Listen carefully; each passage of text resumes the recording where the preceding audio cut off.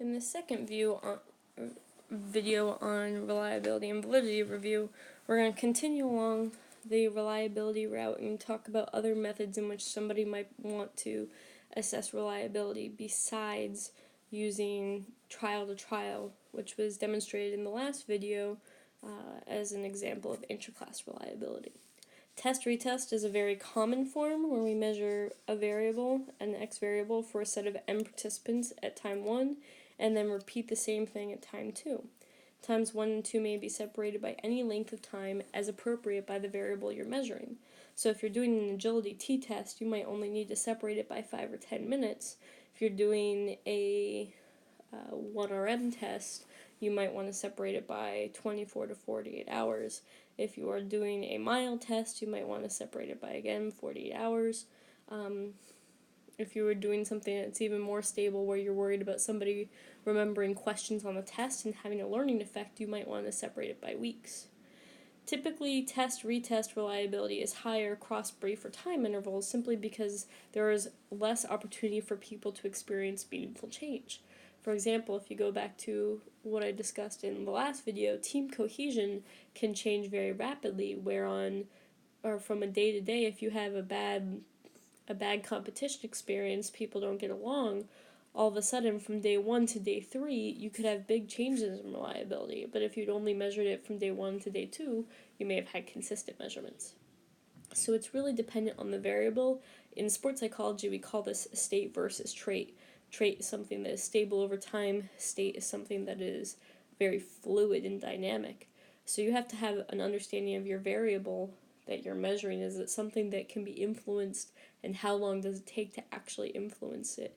Vertical jump can be influenced, but it would take a little bit of time of training in order to actually substantially increase vertical jump. Some variables, such as mood, are not expected to show high test-retest reliability, as you can understand. We can go from happy to sad to angry to calm very quickly. Other variables, such as IQ, are expected to show high reliability over time. Note that in addition to examining the rank order of consistency, you can do this either with Pearson or interclass, although interclass is a much better measurement. It may be useful to examine whether the mean of X has changed from time 1 to time 2 using a paired samples t-test. This could also be done with a repeated measures ANOVA, even if it's only 2 levels. Having behaviors categorized. So now we have another one. That was test-retest. Inter-observer reliability. This could also be known as inter-rater or inter-judge. This is where you have behaviors categorized by observer A and independently categorized by observer B. And we compare those two judgments by A and B to assess whether or not we have inter-observer reliability. An example here would be from the psychology world, and Warner discusses this in her own book, is that agreement of observers in assigning attachment types of infants as either secure. These are the kids who, when put in an unknown situation, feel confident enough to explore but then go back to their parents when they're scared. Avoidant, these are the kids who just get really nervous right away. Anxious, these are the kids who who just get freaked out and kind of cry to their parents. You can set up a contingency table. You can measure kappa scores. You can do intraclass consistency. All of these are options. Parallel forms of reliability, also known as measures of equivalence, reliability of equivalence. This is where we're trying to, imagine yourself back when you took the GREs, when the person next to you was also taking the GREs. You two did not get the exact same test. Computerized GREs are differentiated based on the person taking the test. And every time you answer a question, if you get it correct, you get pushed into a slightly more difficult pile of questions. If you get incorrect, you get put into a slightly lower set of questions. And the goal there is to identify where your floor is and where your ceiling is. It's a very difficult, with the basic assumptions that two forms are parallel, because the goal is to hit parallel forms in 3 areas: content, item difficulty, and item discrimination.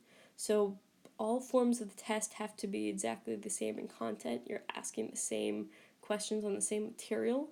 Difficulty, so the ranking of how difficult each question is and then each test is has to be similar, and then item discrimination. You want to make sure that each item does appropriately discriminate a poor score versus a good score. So being parallel in all three areas can be very difficult to do. So that is often why, there's very few people who can write truly parallel tests, and we don't see it often in our measurement areas. Trial to trial, we saw the interclass method in the last video, and that would be a fantastic way to do it. And then there was another way, item to item. So both trial to trial and item to item fall under this umbrella of internal consistency, where we want a measure to be consistent within itself. Trial to trial could be, 6 measurements of the skim fold calipers, 3 measurements of sit and reach, 3 measurements of vertical jump. In areas that use questionnaires, our measure of internal consistency is looking at all of the items and looking to make sure they're all measuring the same construct. This can be done using 3 different areas: alpha reliability, Kuta-Richardson, or composite reliability. I'll go through each of those briefly. Alpha reliability, if you look at this formula here, and you do not have to memorize it, I'm just using it for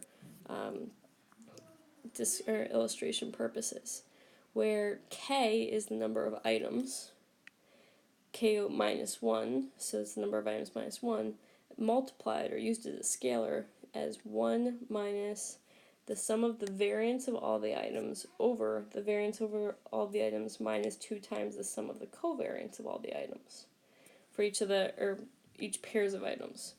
So what we have here is a measurement that is scaled by how many items you have. So the more items you have, ultimately, no matter what the variance and the covariance is, it's being scaled by having more items. This has become a major issue with the alpha reliability formula, but what you'll see is described here. Cronbach's alpha is the most cited, one of the most cited article since its publication according to the American Psychological Manual. It's used commonly and easily interpreted. Uses the same values that I demonstrated in video 1. A point above 0.7 is considered adequate, 0.8 good, 0.9 excellent. However, it's strongly affected by the number of the items. If you have a scale that has 10 items versus a scale that has 3 items, they could have the exact same variance and covariances, but the 10 item one will have a higher reliability simply because of that scalar. It's also not as precise given that most data sets that we use violate a basic assumption of the alpha equation.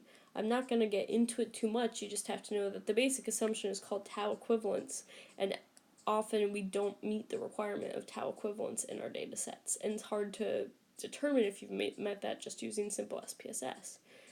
Kind of going back to why is partial eta squared the most reported effect size? Well, for the same reason that Cronbach is the most reported measure of reliability. It's really easily calculated in our SPSS statistics program, so that's why it's really easily reported. Kind of akin to that, Kuta-Richardson Kuta-Richardson 20 is another measurement used. This assumes dichotomous scores, so we don't see dichotomous scores all that often in measurement, but does happen from time to time. The Marlowe-Crown social desirable responding is a dichotomously scored, so it means it has 2 response items. In knowledge tests, IQ is a really common one, so 1 being correct, 2 being incorrect. And again, you can see that it has the scalar here, and then 1 minus the sum of the correct times the incorrect over the total variance. So KR20 is what is calculated when you have 2-item response options. KR21 is an alternative to alpha reliability, where this formula assumes that all variances are equal, thus kind of dealing with the tau equivalence issue.